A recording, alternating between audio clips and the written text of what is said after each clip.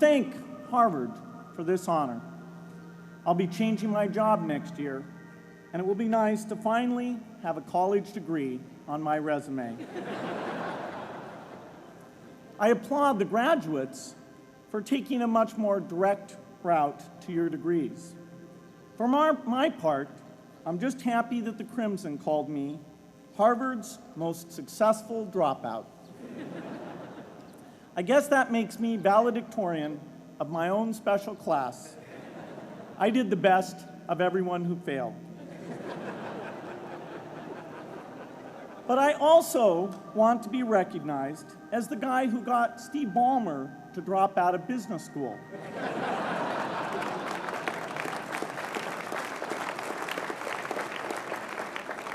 I'm a bad influence.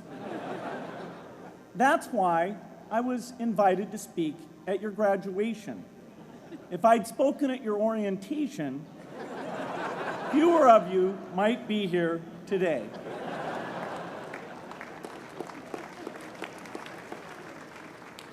Harvard was a phenomenal experience for me.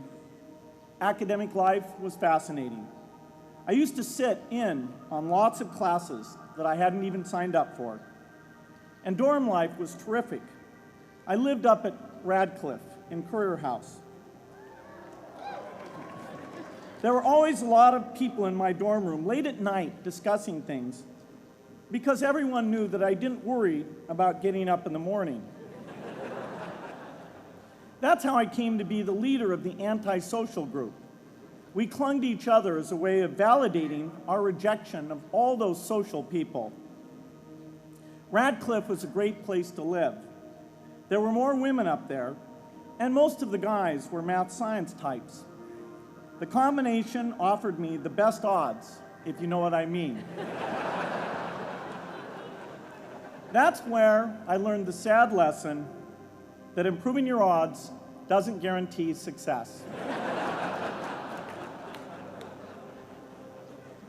One of my biggest memories of Harvard came in January 1975, when I made a call from Currier House to a company in Albuquerque, New Mexico, that had begun making the world's first personal computer. I offered to sell them software. I worried they would realize I was just a student in a dorm and hang up on me. Instead, they said, "We're not quite ready. Come see us in a month," which was a good thing because we hadn't written the software yet. From that moment, I worked day and night on the extra credit project that marked the end of my college education and the beginning of a remarkable journey with Microsoft. What I remember above all about Harvard was being in the midst of so much energy and intelligence. It could be exhilarating, intimidating, sometimes even discouraging, but always challenging. It was an amazing privilege, and though I left early, I was transformed by my years at Harvard, the friendships I made, and the ideas I worked on. But taking a serious look back, I do have one big regret.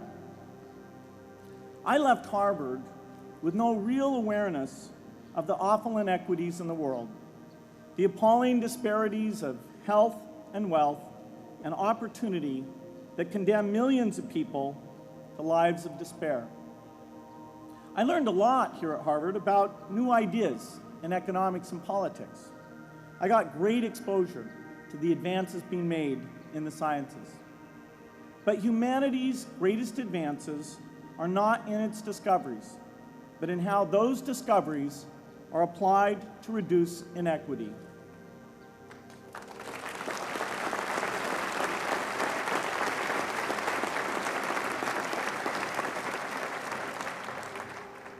Whether through democracy, strong public education, quality health care, or broad economic opportunity, reducing inequity is the highest human achievement. I left campus knowing little about the millions of young people cheated out of educational opportunities here in this country. And I knew nothing about the millions of people living in unspeakable poverty and disease in developing countries. It took me decades to find out. You graduates came to Harvard at a different time. You know more about the world's inequities than the classes that came before. In your years here, I hope you've had a chance to think about how, in this age of accelerating technology, we can finally take on these inequities and we can solve them. Imagine, just for the sake of discussion, that you had a few hours a week and a few dollars a month to donate to a cause. And you wanted to spend that time and money where it would have the greatest impact in saving and improving lives. Where would you spend it? For Melinda and I, the challenge is the same. How can we do the most good for the greatest number with the resources we have? During our discussions on this question, Melinda and I read an article about the millions of children who are dying every year in poor countries from diseases that we had long ago made harmless in this country. Measles, malaria, pneumonia, hepatitis B, yellow fever. One disease that I had never heard of, rotavirus, was killing 500,000 children each year, none of them in the United States. We were shocked. We had assumed that if millions of children were dying and they could be saved, the world would make it a priority to discover and deliver the medicines to save them. But it did not. For under $1, there were interventions that could save lives that just weren't being delivered. If you believe that every life has equal value, it's revolting to learn that some lives are seen as worth saving and others are not. We said to ourselves, this can't be true, but if it is true, it deserves to be the priority of our giving. So we began our work in the same way anyone here would begin it. We asked, how could the world let these children die? The answer is simple and harsh. The market did not reward saving the lives of these children, and governments did not subsidize it. So the children died because their mothers and fathers had no power in the market and no voice in the system. But you and I have both. We can make market forces work better for the poor if we can develop a more creative capitalism. If we can stretch the reach of market forces so that more people can make a profit or at least earn a living serving people who are suffering from the great inequities. We can also press governments around the world to spend taxpayer money in ways that better reflect the values of the people who pay the taxes. If we can find approaches that meet the needs of the poor in ways that generate profits for business and votes for politicians, we will have found a sustainable way to reduce inequity in the world. Now, this task is open-ended. It can never be finished. But a conscious effort to answer this challenge can change the world. I'm optimistic that we can do this. But I talk to skeptics who claim there is no hope. They say, inequity has been with us since the beginning and will be with us until the end, because people just don't care. I completely disagree. I believe we have more caring than we know what to do with. All of us here in this yard, at one time or another, have seen human tragedies that broke our heart, and yet we did nothing, not because we didn't care, but because we didn't know what to do. If we had known how to help, we would have acted. The barrier to change is not too little caring. It is too much complexity. To turn caring into action, we need to see a problem, see a solution, and see the impact. But complexity blocks all three steps. Even with the advent of the internet and 24-hour news, it is still a complex enterprise to get people to truly see the problems. When an airplane crashes, officials immediately call a press conference. They promise to investigate, determine the cause, and prevent similar crashes in the future. But if the officials were brutally honest, they would say, of all the people in the world who died today from preventable causes, 0.5% were on this plane. We're determined to do everything possible to solve the problem that took the lives of the 0.5%. The problem is not just the plane crash, but the millions of preventable deaths. We don't read much about these deaths. The media covers what's new, and millions of people dying is nothing new. So it stays in the background where it's easy to ignore. But even when we do see it or read about it, it's difficult to keep our eyes on the problem. It's difficult to look at suffering if the situation is so complex that we don't know how to help. And so we look away. If we can really see a problem, which is the first step, we come to the second step, cutting through the complexity to find a solution. Finding solutions is essential if we want to make the most of our caring. If we have clear and proven answers anytime an organization or individual asks, "How can I help?"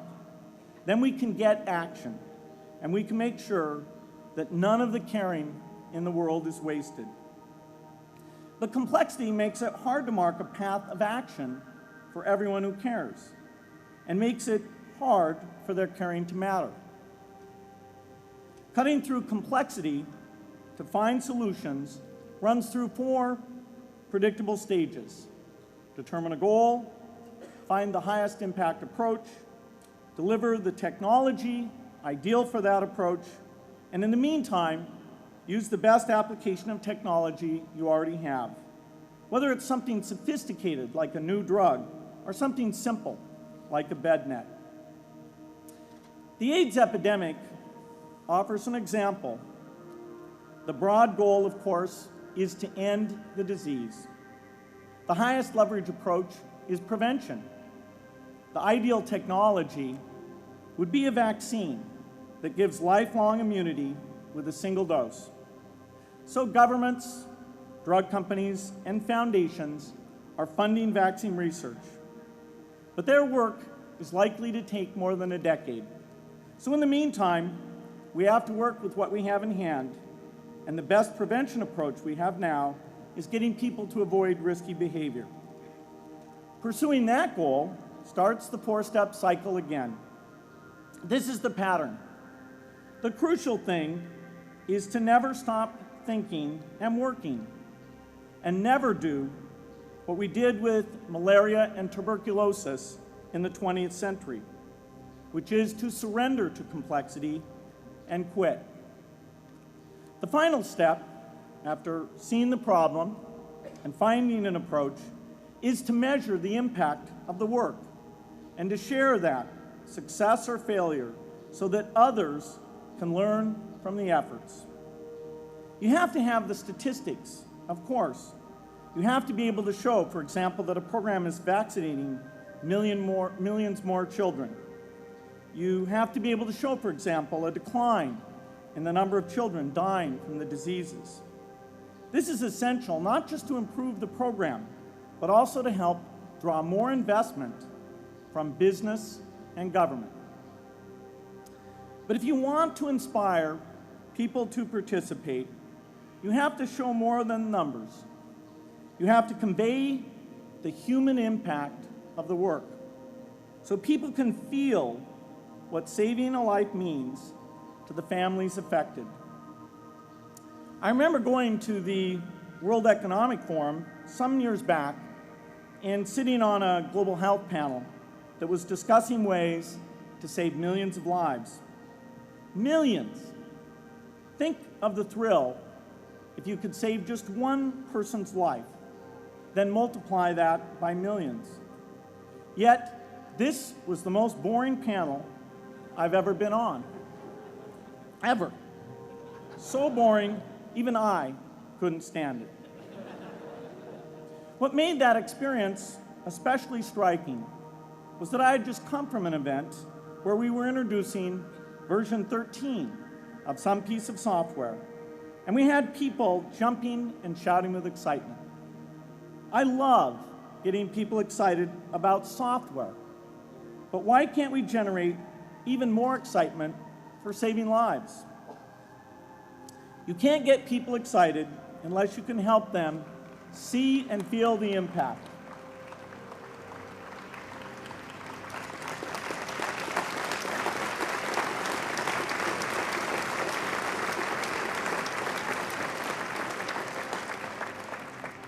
The way to do that is another complex question. Still, I'm optimistic. Yes, inequity has been with us forever, but the new tools we have to cut through complexity have not been with us forever. They are new. They can help us make the most of our caring, and that's why the future can be different from the past. The defining and ongoing innovations of this age, biotechnology, the personal computer, and the internet, give us a chance we've never had before to end extreme poverty and end death from preventable disease. 60 years ago, George Marshall came to this commencement, and he announced a plan to assist the nations of post-war Europe. He said, I quote, "I think one difficulty is that the problem is one of such enormous complexity that the very mass of facts presented to the public by press and radio make it exceedingly difficult for the man in the street to reach a clear appraisement of the situation. It is virtually impossible at this distance to grasp at all the real significance of the situation." 30 years after Marshall made his address, which was 30 years ago, as my class graduated without me, technology was emerging that would make the world smaller, more open, more visible, less distant. The emergence of low-cost personal computers gave rise to a powerful network that has transformed opportunities for learning and communicating. The magical thing about this network is not just that it collapses distance and makes everyone your neighbor. It also dramatically increases the number of brilliant minds we can bring in to work together on the same problem, and it scales up the rate of potential innovation to a staggering degree. At the same time, for every person who has access to this technology, 5 people don't. That means many creative minds are left out of this discussion. Smart people with practical intelligence and relevant experience who don't have the technology to hone their talents or contribute their ideas to the world. We need as many people as possible to gain access to this technology, because these advances are triggering a revolution in what human beings can do for one another.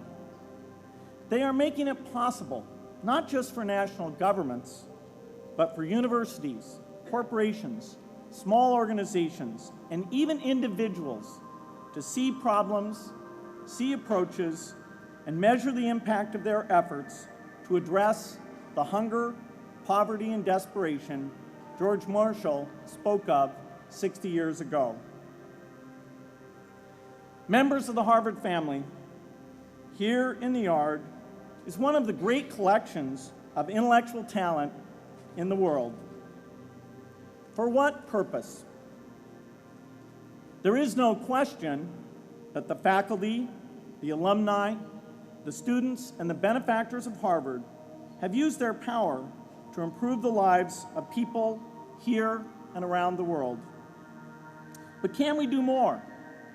Can Harvard dedicate its intellect to improving the lives of people who will never even hear its name? Let me make a request of the deans and the professors, the intellectual leaders here at Harvard. As you hire new faculty, award tenure, review curriculum, and determine degree requirements, please ask yourself, should our best minds be more dedicated to solving our biggest problems? Should Harvard encourage its faculty to take on the world's worst inequities?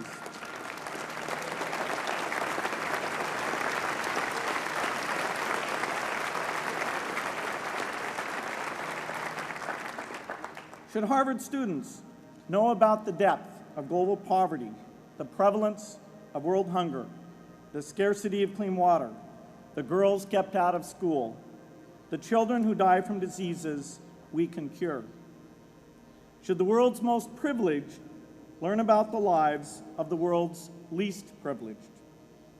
These are not rhetorical questions.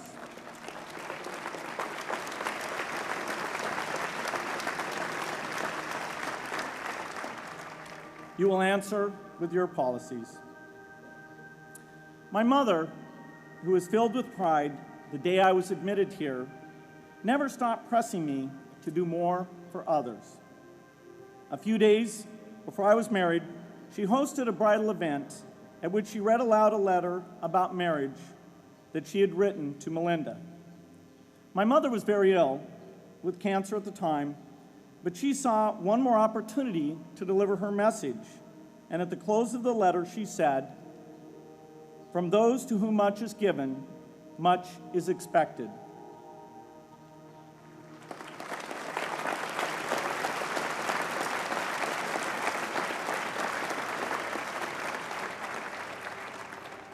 When you consider what those of us here in this yard have been given in talent, privilege, and opportunity, there is almost no limit to what the world has a right to expect from us. In line with the promise of this age, I want to exhort each of the graduates here to take on an issue, a complex problem, a deep inequity, and become a specialist on it. If you make it the focus of your career, that would be phenomenal. But you don't have to do that to make an impact. For a few hours every week, you can use the growing power of the internet to get informed, find others with the same interests, see the barriers, and find ways to cut through them. Don't let complexity stop you. Be activists. Take on big inequities. I feel sure it will be one of the great experiences of your lives. You graduates are coming of age in an amazing time.